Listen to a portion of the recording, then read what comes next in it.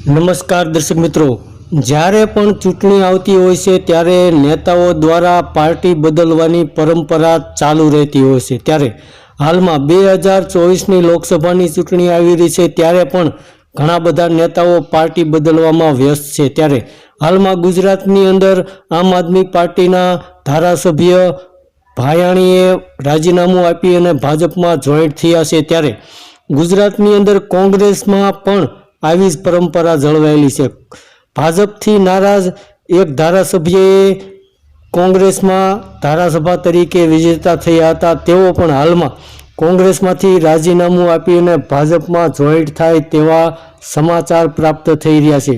તો ચૂંટણીને લઈને ઘણા બધા મોટા નેતાઓ પણ પાર્ટી બદલવામાં વ્યસ્ત રહેતા હોય છે, કારણ કે અલગ અલગ પાર્ટીમાં અલગ અલગ મંતવ્યો હોય છે, જેને કારણે ધારાસભ્યો પોતાની પાર્ટી છોડી અને હાલમાં જે પાર્ટી સત્તા ઉપર હોય તેમાં જોઈન્ટ થવાના વિચારો ધરાવતા હોય છે।